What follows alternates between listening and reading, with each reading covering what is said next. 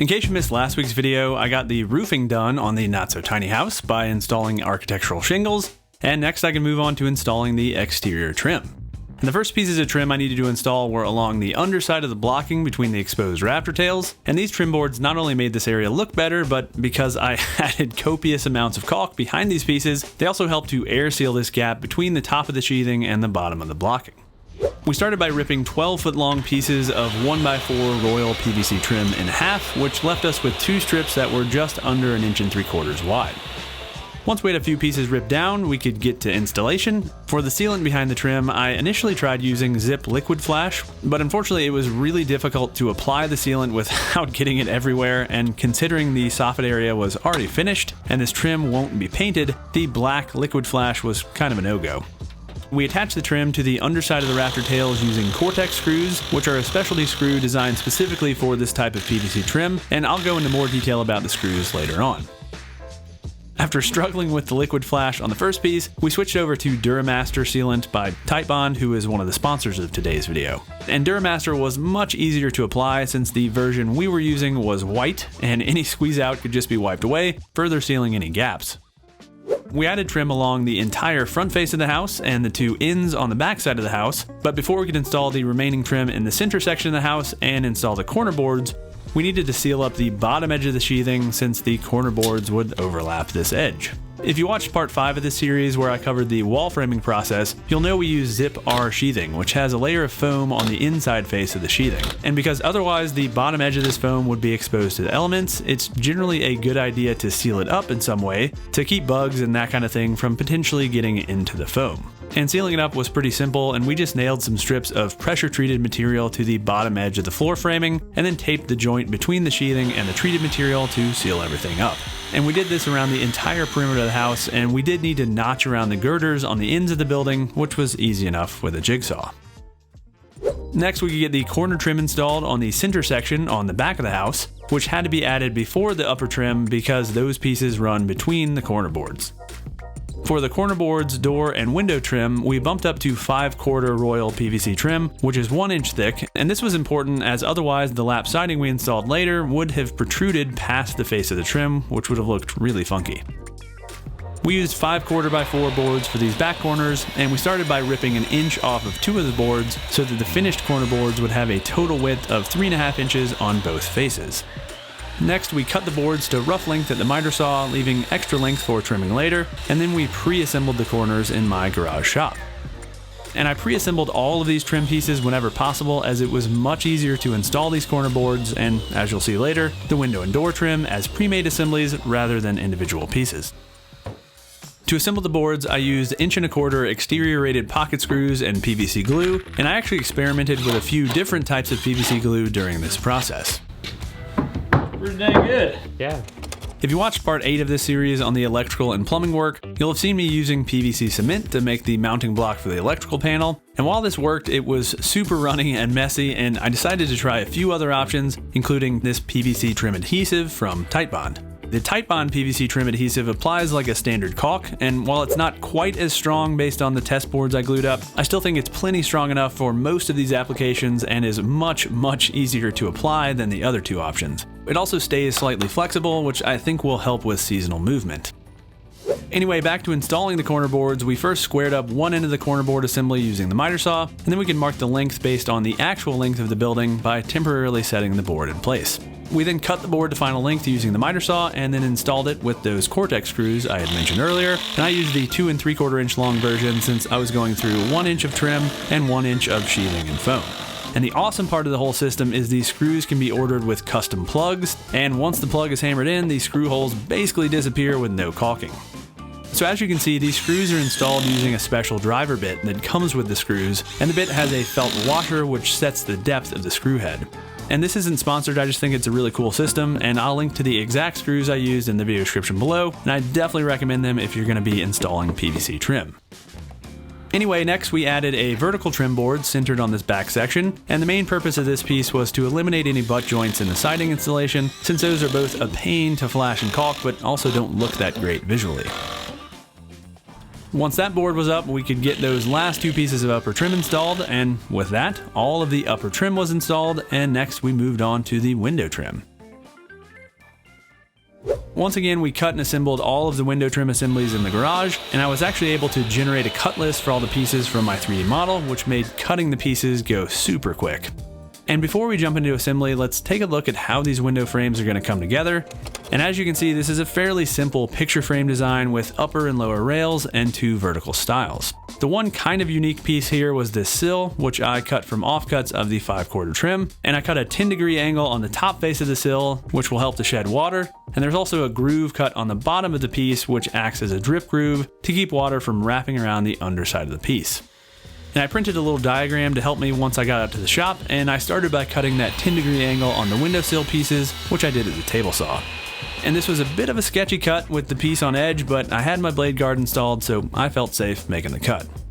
Next, I needed to cut the drip groove on the bottom of the sill, and I first needed to remove my blade guard and riving knife to make this cut. Then I could set the blade to a height of roughly 1/4 inch. I cut the groove on all 7 windowsill pieces, and once that was done, we could do a little touch-up sanding to remove any blade marks left by the table saw on the top of the sill. Next, I wanted to cut a wide, shallow rabbet on the back face of the rails and stiles, and this rabbet will allow the trim to sit flush on the sheathing without being pushed out of whack by the nailing flange and the layers of zip tape around the windows. And this whole window frame assembly idea came from a fine home building video that was really great, and I'll link to that in the video description below. To cut the rabbet, I first cut a groove on the back face of the trim, roughly centered on the 3.5 inch wide boards. And unfortunately, my shot of this groove was completely overexposed, so you'll just have to use your imagination here. But I cut this groove on the back face of all of the rails and stiles. Next, I set the fence on my table saw at a hair over 3/4 inch and raised the blade so it would intersect with that groove I just cut. Also, you'll notice that we drilled the pocket holes, which we used to assemble these window frames, before we cut these rabbets, but you should actually drill them afterwards, because otherwise the heads of the pocket screws will be proud of the rabbeted area, which defeats the whole purpose of cutting the rabbets in the first place, and we found this out the hard way and had to re-drill all of those pocket holes. Anyway, we drilled pocket holes perpendicular to the long edge on the lower rail piece, and this will allow us to screw this piece to the underside of the sill. And we followed that up by drilling pocket holes in both ends of the vertical stiles, which will allow us to connect one end to the windowsill and the other end to the upper rail. With all those pocket holes drilled, we could move on to assembly, and I was really thankful to have this big workbench I built a few months ago to assist with this. And I used a T-track clamp to hold one of the upper rail pieces in place, added some PVC adhesive to the end of a vertical stile, and then screwed the pieces together with exterior rated 1.25 inch pocket screws. I repeated this process for the other vertical stile, and then went ahead and partially assembled all of the window frames before moving on to adding the sill pieces. We attached the lower rail pieces to the sills and used a few scrap pieces of 5/4 trim to set the offset between the pieces as the sill extends past the rails and stiles by 1 inch. Once those pieces were assembled, we could combine the 2 assemblies, attaching the bottom end of the stiles to the top of the sill, and with those assembled, we had our finished window frames. While we were at the bench, I decided to go ahead and get our head flashing pieces cut and bent, and I went with the end dam method here, where each end of the flashing is bent upwards to create a dam, which helps keep water from running off the side of the flashing. To make this flashing, I first cut a piece to the width of the window, plus an additional 3/8 inch on each side of the window, which would give me room to bend up the ends. Next, I notched the corner of the flashing, removing a 3/8 inch length of the kickout at the bottom edge of the flashing. Finally, using a hand seamer, I bent up a 3/8 inch area on the horizontal face of the flashing, creating the end dam. And I repeated the process at the other end of the flashing, double checked that my width still matched the window, and then we could head out to the house to install the flashing and window trim. To install the flashing, I first added a bead of Duramaster to the back face of the flashing, pressed it in place above the window, and then tacked it in place with a few roofing nails. Next, I added a piece of zip tape along the top edge of the flashing, making sure to keep it up high enough so it wouldn't show between the window trim and flashing. Next, I set the window trim in place and got it centered on the window. And also, just as a note, I did add an extra 1/8 inch on both sides and bottom of the window to allow for caulking later, and I added 3/8 inch at the top of the window to account for the flashing. Once the window was set where I wanted it, I added more Cortex screws to attach the trim to the house permanently. And also, you can see that there was no gap behind the trim due to that rabbet, which allowed it to sit flush on the sheathing. After adding the screws, I plugged all of the holes, and then I could add the drip cap above the trim. Now, this was probably a bit overkill doubling up on the flashing here, but I came across this method on the Marvin Windows and Doors website, and it seemed to make sense to me, plus it only took another couple minutes to add the drip cap above the window trim. And as you can see, I used a different type of flashing here, which I had made at a local metal roofing supply place, and this should really help kick any water over the face of the window, which I think is especially important in these areas with minimal roof overhang. Once that was done, I went ahead and repeated the process on a few more windows, and then, since I had the walkboard set up, I went ahead and added clear silicone between the trim and window on both sides and the bottom of the window. I could then repeat the process on the other windows on the back side of the house, along with the windows on the ends of the house, all of which went quickly since the window frames were already pre-assembled. And then I could step back and admire our work. With the window trim done, we could move on to the door trim, but first we needed to address some more flashing details, starting with the deck. So I went ahead and pulled off our ramp and temporary decking, and then we could start task number 1 on the deck flashing, which was adding liquid flash around the areas where the joist penetrated the sheathing. And again, this funky overhang detail was due to the footprint limitations placed on us by our HOA, so you likely won't have to do this, and the building plans we have available for sale don't reflect this, but liquid flash was pretty much perfect for this task, as it not only waterproofed the areas, but also air sealed them. Next, we needed to add some additional joists between our existing joists, since composite decking doesn't work with 24-inch on center spacing, but I'll cover that in more detail in the video I do on the decking, which will be out in a few weeks. Once that was done, we could add our deck ledger flashing, which was again kind of weird here since we don't have a typical deck ledger board. The main purpose of this piece of flashing would typically be to kick water over the front face of the deck ledger, but in our case it's going to be more for keeping the water from getting behind the fascia trim material we'll be adding between these joists. I started by notching the spots where the flashing intersected the joists, and then I needed to notch around the sill pan flashing, which we had added when we installed the doors. And ideally this deck ledger flashing would be tucked up under this sill pan, but there wasn't really a way to make that happen at this point, so instead I notched the ledger flashing around the sill pan. After installing the deck ledger flashing, we added zip tape to span between the sill pan and deck ledger flashing, and this should allow any water that gets into the sill pan to drain over the zip tape and onto the face of the deck ledger flashing. All right. With that finally out of the way, we could get back to installing trim, and we started by installing a piece of trim under both door thresholds. And this piece of trim not only looks nice, but it also helps to support the door thresholds where they overhang the front of the house. Since the composite decking I'll be installing is 1 inch thick, we could also use more offcuts of the PVC trim to space this door trim off of the deck joists, and this also allowed us to fix the small amount of sagging that was happening on the threshold below the big sliding doors. And this type of threshold support is recommended by Pella on these larger sliding doors, and I can definitely see why they recommend it now that the doors have been in for a few weeks. Since most of the weight of the doors sits out past the front face of the sheathing, the door threshold is really carrying the bulk of that weight, and this bit of trim will really help to carry a lot of that load. After that was done, we could install the rest of the door trim, but first I wanted to remove that brick mold trim that came pre-installed on this entry door. And I didn't even really know this trim could be replaced until I saw it done on the Perkins Builder Brothers channel. And unfortunately, I had added a ridiculous amount of caulk behind this brick mold when we installed the door, so it was a little difficult to remove. Once I finally had it removed, Eddie came back and added zip tape between the door jamb and the sheathing, making sure to keep it back far enough to where it wouldn't be visible once the trim was installed. I pre-assembled this door trim off camera using the same PVC trim adhesive and pocket screw method, and before installing it, I added 2 heavy beads of Duramaster to weatherproof this joint since there isn't a nailing flange on this door. Next, we set the frame in place and started adding screws, but we also needed to shim the frame in a few spots where the foam behind the sheathing had compressed a bit during framing. Once that was done, I added drip cap above the door, and then we could repeat the whole process on the big sliding door. The only big difference here was this door does have a nailing flange, so we went ahead and added rigid head flashing and drip cap just like we did on the windows. Also, we did rip the top trim board down so the height of the top edge of the trim on both doors matched, which I just think looks better. With that, all of the doors were trimmed out, and while we were in this area, we went ahead and added 2 more vertical trim pieces on either end of the deck. And once again, these trim boards help to break up those longer runs of siding and help to eliminate any butt joints, which made siding installation go a lot quicker. We cut the board to length, and then we needed to notch it around the deck, which was easy enough with the circular saw and jigsaw.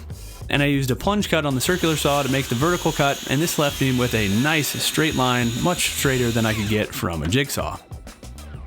I finished the horizontal cuts with the jigsaw, and then after confirming the board fit nicely around the deck, we could get it installed, and I added more of that Tight Bond PVC adhesive to the top end of the board to keep this joint between the upper trim and vertical trim from opening up in the future. We repeated the process at the other end of the deck off camera, and then we could get the trim added to the 4 outside corners of the building, starting by pre-assembling the corner boards in the shop. And one pro tip here, if you have to rip one of the edges of this PVC trim, go ahead and break that super sharp edge with something like a block plane, as it not only looks better, but it'll keep the sharp trim from cutting up your hands during installation. To start the installation on these corner boards, we needed to cut an 18.5 degree angle, which matches our roof pitch, on the top end of the trim assembly, and then notch it around the rafter tail. And I used a circular saw and jigsaw to do this, but I accidentally angled my jigsaw in the wrong direction, so instead of being able to easily scribe the angled edge to fit the house, the angled edge created a big gap. Alright, so let's knock that off. Thankfully, we had some extra length here, and after fixing this mistake, we ended up with a nice fit and got the corner board attached to the house with more screws. Once that was done, I caulked the seams where the trim met up with the rafter tails, and then we just repeated the process on the other 4 corners of the building. With that done, we were on to our very last piece of trim on the house, which was just another mounting block that I had missed during the plumbing and electrical. And this block is for our hose bib, so we can hook up a hose to the outside of the house. And this hose bib, which is made by Aquar, came with a template, so cutting the opening was super simple, and I again just used an offcut of the 5/4 trim to make this block. After drilling the holes in the mounting block, I cut it to final length and then moved out to the house to get it installed. The plumbers had already run a PEX line to this area, so I just drilled a pilot hole from inside the joist near where this line was located, and then I could get the block attached to the house. I started by adding a heavy bead of Duramaster to the back of the block, and then I squished it onto the wall before adding Cortex screws to permanently attach it. Once the block was mounted, I went ahead and drilled out the sheathing and joist to accept the hose bib, and then I could get it screwed into place. And the bib comes with an angled mounting wedge, which angles the hose bib so that any residual water will drain out when the hose is disconnected, preventing the hose bib from freezing. And there's also a rubber gasket on the back of the wedge to seal it to the mounting block. Once the hose bib was installed, I plugged the screw holes and then added a piece of flashing to the top of the mounting block, which I also went ahead and did on the rest of the mounting blocks while I was at it. And you can see how this hose adapter allows your hose to be quickly disconnected, making it really easy to remove when the weather gets cold, and I love the low profile look. And I'll link to the bib in the video description below in case you're interested. With that, all of the trim was installed on the not so tiny house and we were ready for siding, and I think that's where I'm going to wrap up this week's video. Hear the woodpecker in the background. All right guys, hopefully you enjoyed this one. I am super excited to have the outside of this building finally looking like a house. As you can see, we've already gotten all of the lap siding installed, and that's what next week's video will be about. So go ahead and get subscribed and ring that notification bell if you don't want to miss that video. Also, as always, I'll have links to all the tools and materials I use down in the video description below. And last, I want to say a huge shout out to all my supporters on Patreon as well as my YouTube members. You guys are awesome. Thank you so much for your support. If you want to learn more about either of those programs, check them out on the screen, that dang woodpecker. All right, thanks for watching, y'all, and until next week, happy building.